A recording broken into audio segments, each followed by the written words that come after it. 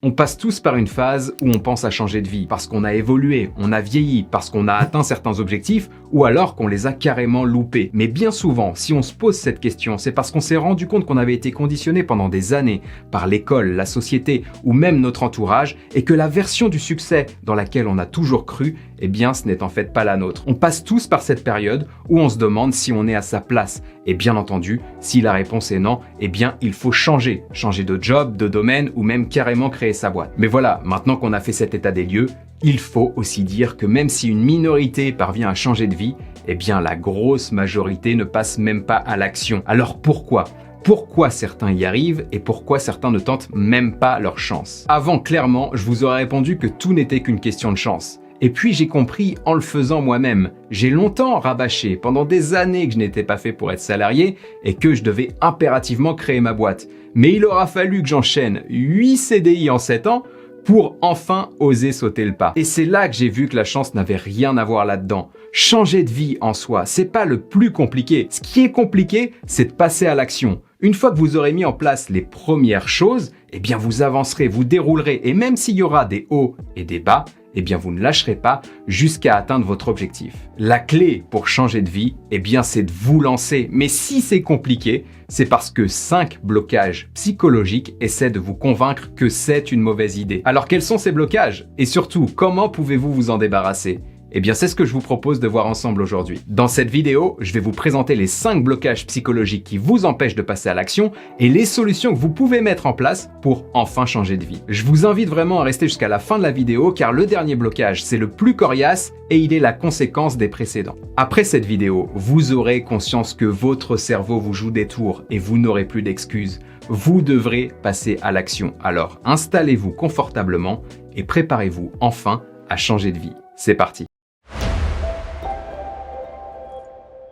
Alors avant d'entrer dans le vif du sujet et de voir ce premier blocage qui vous empêche de changer de vie, pour tous ceux qui ne me connaîtraient pas encore, je suis Ludo et je partage depuis plus de 10 ans maintenant sur internet et notamment via cette chaîne des astuces marketing, business et carrière pour vous permettre de vous épanouir pleinement dans votre vie professionnelle. Les présentations étant faites, je vous invite à vous abonner à la chaîne pour ne pas manquer les prochaines vidéos et vous propose d'entrer enfin dans le vif du sujet avec ce premier blocage psychologique. Ce blocage, c'est un gros morceau et je suis convaincu que ça va vous parler. Il s'agit de la peur de l'échec. Aujourd'hui, j'en suis convaincu, si vous ne passez pas à l'action, que ce soit pour changer de job ou créer votre entreprise, c'est parce que vous avez peur d'échouer. Vous anticipez toutes les conséquences que vous devriez affronter si vous ne parveniez pas à atteindre votre objectif. Et ça, c'est un réel problème. Si la peur de l'échec est vraiment ancrée en nous, c'est pour 2 raisons. D'abord, la pression sociale. Quand vous vous lancez dans quelque chose de nouveau ou quand vous projetez de vous lancer hors de votre zone de confort, vous ne pouvez pas vous empêcher de vous demander ce que va penser votre entourage et même la société de votre échec. Ce que je vous recommande vraiment de faire ici pour vous détacher de cette pression sociale, c'est effectivement d'écouter les avis de votre entourage parce que c'est important d'avoir des avis objectifs et avoir des avis de gens que vous aimez, mais vraiment de vous focaliser sur les avis des gens qui ont tenté des choses, tenté la chose que vous souhaitez entreprendre. Si vous parlez de votre projet de changer de vie à vos proches, ils essaieront de vous en dissuader pour 2 raisons. Soit parce qu'effectivement ils vous aiment et ils veulent pas vous voir échouer et donc ils vont vous mettre en face tous les problèmes que vous pourriez bien rencontrer et qui vous empêcheraient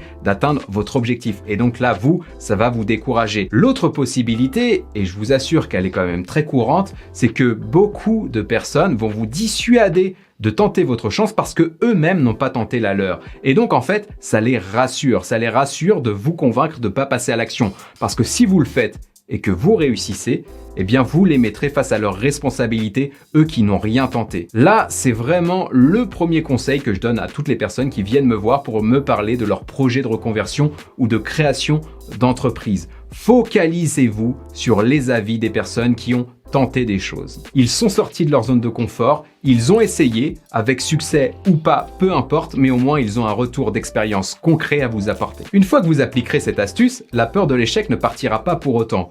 Pourquoi? Parce qu'elle est ancrée en vous depuis l'enfance. Quand on est enfant, on est innocent, naïf, spontané. On entreprend des choses parce qu'on n'a pas peur d'échouer. Cependant, on se retrouve régulièrement face à l'échec et dans ces conditions, quand on est enfant, eh bien on n'a pas toutes les armes pour se relever tout seul. On a besoin de nos proches, de notre entourage, de s'appuyer sur quelqu'un. Et il suffit que nos proches n'aient pas été disponibles à un moment M pour nous soutenir en cas d'échec, pour qu'on transforme cet échec en un traumatisme qu'on va garder toute notre vie. Et donc aujourd'hui, si vous avez peur d'échouer, c'est peut-être que vous avez peur de revivre une situation que vous avez vécue dans votre enfance et de ne pas pouvoir vous en sortir tout seul. La seule chose que vous avez à faire ici, si vous êtes concerné, eh bien c'est de vous rappeler de ce traumatisme, l'accepter, entre guillemets le laisser partir, mais surtout de vous rappeler qu'aujourd'hui vous êtes un adulte et que vous avez toutes les clés mentales pour vous relever d'un échec. En relativisant la pression sociale et en prenant conscience que votre peur de l'échec remonte à un traumatisme passé et qu'elle est aujourd'hui irrationnelle, vous parviendrez à faire sauter ce blocage et vous pourrez vous attaquer au blocage suivant. Ce deuxième blocage, personnellement, je l'ai encore et il me revient constamment en tête quand je me lance dans un nouveau projet. Ce deuxième blocage, c'est l'effet Everest. L'effet Everest, c'est cette mauvaise habitude qui consiste à identifier tous les problèmes que vous allez devoir résoudre pour arriver à destination. Si vous souhaitez changer de job ou créer une société, eh bien vous allez identifier une montagne de problèmes et en regardant cette montagne à son pied, eh bien vous serez découragé de passer à l'action. Si demain vous souhaitez entreprendre l'ascension de l'Everest et que vous regardez le sommet en vous disant comment je vais faire pour monter là-haut et que vous imaginez toutes les difficultés que vous allez pouvoir rencontrer, que ce soit les difficultés d'escalade, de respiration, d'alimentation, de sommeil, eh bien clairement, vous n'irez jamais. Eh bien c'est pareil quand il s'agit de changer de job ou créer une entreprise. Anticiper les catastrophes, c'est humain, ça fait partie de notre fonctionnement cérébral, c'est pour notre sécurité. Mais en ce qui nous concerne, dans notre envie de changer de vie, c'est contre-productif puisque ça nous empêche de passer à l'action. Alors comment on s'en libère? Eh bien je vais vous donner 3 astuces qui ont vraiment fonctionné pour moi. La première astuce, eh bien c'est de travailler un scénario positif. C'est bien d'anticiper les problèmes, mais c'est aussi bien d'anticiper les succès pour vous motiver à passer à l'action.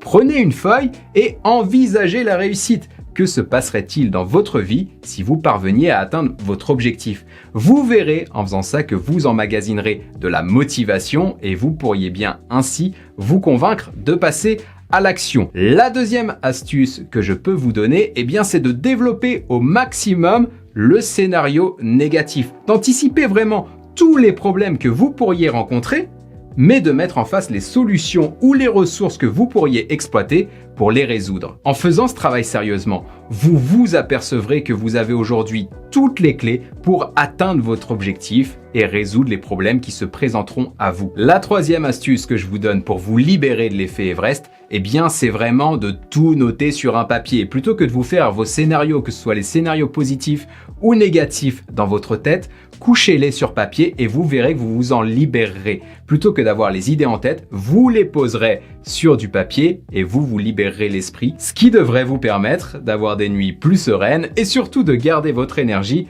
pour mettre en place les choses. Si vous me suivez régulièrement sur cette chaîne, vous savez que je suis généreux dans mes vidéos et donc avant de passer au blocage suivant, je vais vous donner une dernière astuce pour vous libérer de cet effet Everest. Vous devez travailler votre vision à 5 ans, des objectifs à 1 an et une to-do list, une liste de tâches à réaliser à 90 jours. En faisant ça, vous aurez bien la vision de la destination à atteindre. Vous pourrez retranscrire cette vision dans des objectifs concrets à atteindre pour pouvoir arriver à destination et vous saurez alors convertir ces objectifs en une liste d'actions à réaliser pour avancer dans le bon sens. Alors ce blocage psychologique, il est moins évident que les précédents et il ressort surtout de mon expérience et des échanges que j'ai pu avoir avec des personnes en reconversion. J'aimerais donc avoir votre avis sur ce blocage psychologique en commentaire. N'hésitez pas à me dire si vous comprenez ce que je dis et surtout si vous êtes d'accord avec moi, ça me permettra d'alimenter ma réflexion. Alors ce blocage psychologique, eh bien c'est le syndrome de la porte qui se ferme. Ce que j'ai remarqué en échangeant avec des dizaines de personnes qui n'étaient pas épanouies dans leur vie professionnelle et en me demandant pourquoi elles ne passaient pas à l'action, c'est qu'en fait, il y a beaucoup de personnes qui ont un rêve, mais qui refusent de passer à l'action pour garder l'opportunité vivante. Pour faire simple, tant que vous ne passez pas à l'action, votre rêve est possible. À l'inverse, si vous vous lancez mais que vous échouez, eh bien, votre rêve disparaît. Il est mort, la porte se ferme. Ce qui est intéressant ici, c'est de mettre cette idée en corrélation avec un biais cognitif qui s'appelle l'aversion à la perte. Dans ce cas précis, avec l'aversion à la perte, eh bien, on préfère rien faire et posséder l'espoir plutôt que d'essayer et le perdre. On préfère garder la porte ouverte plutôt que d'essayer de la passer et qu'elle se ferme sur notre nez. Toujours sur ce blocage psychologique, j'ai remarqué une autre tendance dans la tête des gens qui ne passent pas à l'action. C'est la peur de ne pas kiffer. En fait, ce qui se passe, quand vous avez un objectif, que vous souhaitez changer de job ou créer votre entreprise, vous vous dites qu'une vie meilleure est possible si vous atteignez cet objectif. Et donc, vous avez l'espoir d'une vie meilleure. Là encore, par aversion à la perte, vous avez peut-être peur de passer à l'action, d'atteindre votre objectif et donc de ne pas échouer, mais de ne pas être satisfait pour autant, de ne pas être plus épanoui que vous ne l'êtes aujourd'hui. Si je vous dis ça, c'est parce que je sais aussi que moi, j'ai cette tendance. Quand j'ai un nouveau projet en tête, eh bien, je vais être réticent au départ à me lancer parce que je me dis que ce projet pourrait être intéressant, pourrait être kiffant pour moi et pourrait être source de bonheur, mais j'ai aussi peur que si j'y vais et que j'atteins l'objectif sans avoir ce bonheur, eh bien, que je sois déçu. Et là, vraiment, ce que je vous encourage à faire, eh bien, c'est de vous forcer, de passer à l'action et vous verrez que si vous passez une porte et qu'elle est ouverte, eh bien, d'autres portes ouvertes se présenteront à vous et même si cette porte se ferme, il y en a de nouvelles qui s'ouvriront. Ça, c'est vraiment du vécu et je peux vous le confirmer. J'en parle d'ailleurs dans une vidéo que je vais mettre en haut à droite dans une fiche et je mettrai le lien dans la description dans laquelle je vous présente mes objectifs business pour les 5 années à venir. Vous verrez que des portes se sont fermées sur les 5 années précédentes mais que d'autres se sont ouvertes et que c'est plutôt pas mal comme ça. Alors ce quatrième blocage, je sais que vous l'attendez et qu'il va forcément vous parler. Il s'agit du syndrome de l'imposteur. Le syndrome de l'imposteur, il touche tout le monde, plus ou moins, mais j'ai quand même l'impression qu'en ce moment, c'est une mode, c'est presque une fierté de dire qu'on en souffre. Il vous suffit de vous connecter à LinkedIn et de regarder votre fil d'actualité pour comprendre de quoi je parle. Mais le syndrome de l'imposteur, c'est loin d'être un truc cool. Quand on en souffre, on a des crises d'anxiété, des crises d'angoisse, et je sais précisément de quoi je parle, puisque je suis passé par là. J'en parle dans mon livre « La route du bonheur » que vous avez sous les yeux. Je vous mettrai un lien dans la description si ça vous intéresse. Dans ce livre, je vous présente très concrètement comment je me suis débarrassé du syndrome de l'imposteur. Mais bon, je ne vais pas vous laisser sur votre faim. L'idée, c'est vraiment de vous donner des astuces pour vous en libérer. Et en fait, pour vous en libérer, vous avez besoin de comprendre d'où vient ce syndrome. Et là, une fois n'est pas coutume, je vais vous demander de remonter dans votre enfance.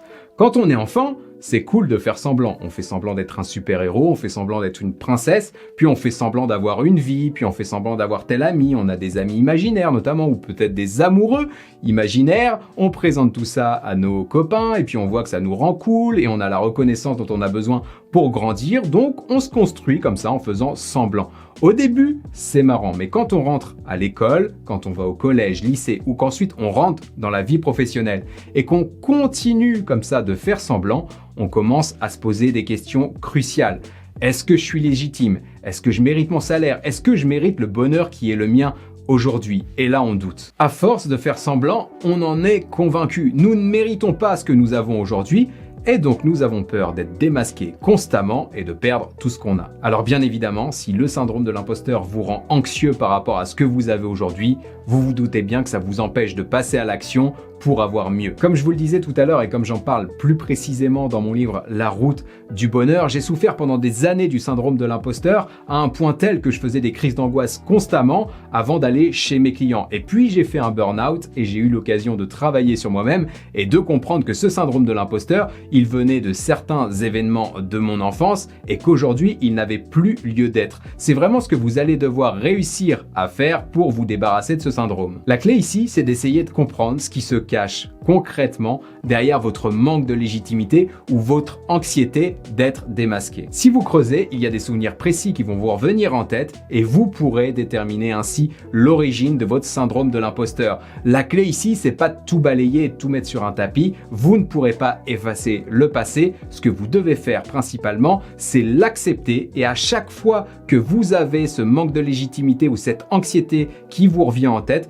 de vous dire « Ok, je sais d'où vient mon syndrome de l'imposteur, il n'est plus rationnel aujourd'hui, je peux le laisser passer. » Et vous verrez qu'en ayant ce mindset, vous parviendrez à vous débarrasser du syndrome de l'imposteur. Ce que j'ai fait aussi pour m'en débarrasser, eh bien, c'est de me focaliser sur la valeur perçue. Quand vous êtes au boulot, quand vous faites des choses, plutôt que vous demander si vous êtes légitime, que ce que vous faites est bien ou pas, ou plutôt que de vous dire, eh bien, effectivement, je suis une arnaque, on va me démasquer parce que mon travail n'est pas de suffisamment bonne qualité, regardez la valeur perçue, regardez les compliments que vous font vos collègues, vos clients par rapport à votre travail. Moi, c'est vraiment ce qui m'a permis de m'en sortir. Quand je sortais de rendez-vous client et que je me disais j'ai été nul, je vais être démasqué, et que mes collègues me disaient mais Ludo, t'es complètement à côté de la plaque, regarde à la fin ils ont applaudi, ou regarde à la fin ils ont fait tel compliment et tel compliment. Et effectivement, quand je prenais un peu de recul et que je regardais ça, eh bien je me disais bah oui c'est vrai, il a raison.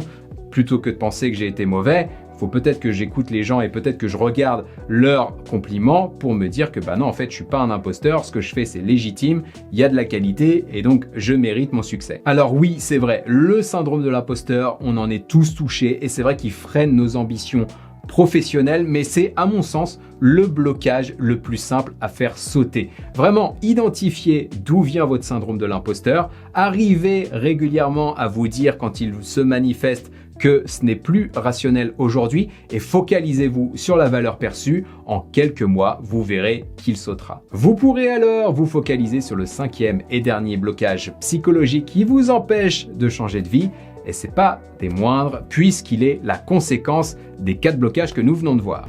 Avant de nous attaquer à ce 5e et dernier blocage psychologique qui vous empêche de passer à l'action, on a besoin de se faire un petit résumé des blocages précédents car comme je viens de vous le dire, eh bien, il est la conséquence de ceci.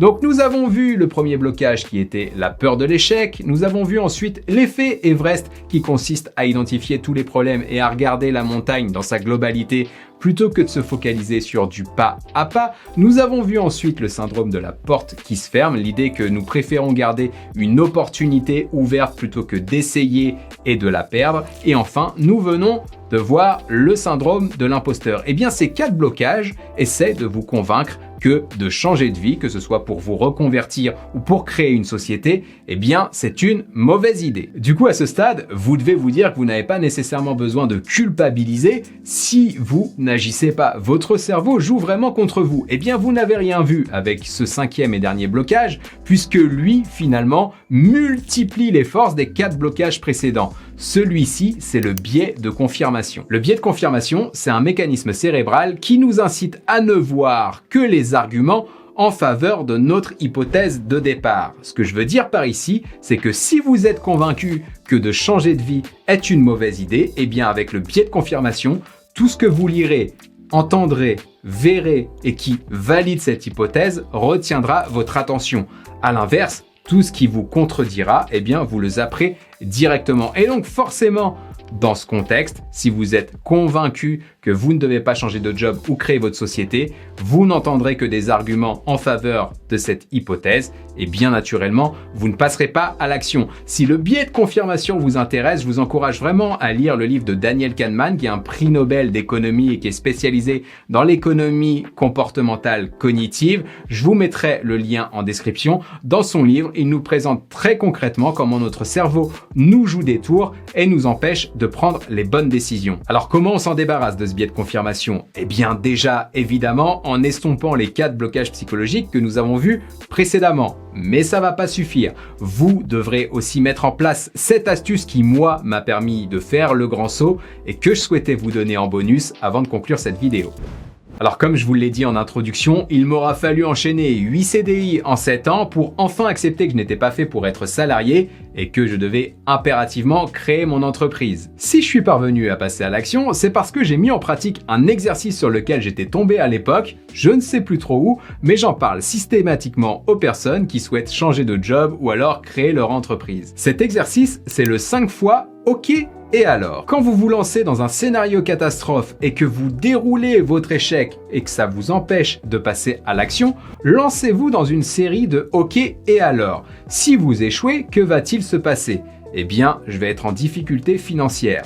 OK, et alors? Eh bien, je ne pourrai plus rembourser mon prêt. OK, et alors? Eh bien, je devrais vendre ma maison. OK, et alors? Vous voyez le principe? L'idée, c'est vraiment de dérouler la pelote de laine et vous vous rendrez compte à la fin que vous arriverez sur des peurs qui sont totalement irrationnelles, comme par exemple devenir SDF. Oui, ça peut arriver, mais on est quand même assez préservé dans la société qui est la nôtre. Ce que je veux dire par là, c'est que si vous enchaînez 5 fois OK et alors par rapport aux peurs qui peuvent être les vôtres par rapport à un échec, eh bien vous verrez que vos peurs sont généralement irrationnelles et qu'il y a peu de probabilités pour qu'elles arrivent. Voilà, nous arrivons au terme de cette vidéo. J'espère qu'elle vous aura plu et surtout, j'espère qu'elle vous aura convaincu de passer à l'action. Nous avons qu'une vie, nous ne pouvons pas la passer à accumuler les regrets, à les mettre dans un sac qui sera trop lourd sur nos épaules quand nous arriverons à la fin. Vraiment, je vous encourage à passer à l'action. Si vous faites l'exercice du OK et alors, vous verrez que les risques ne sont pas si importants que ça et que surtout la balance bénéfice-risque est vraiment en faveur du bénéfice. Vous serez plus épanoui, vous vivrez votre vie et non pas celle des autres et vous n'en serez que plus heureux. C'est vraiment tout le mal que je vous souhaite. Je vous remercie une dernière fois pour votre attention. Passez vraiment à l'action et je vous dis à très bientôt pour une prochaine vidéo. Ciao!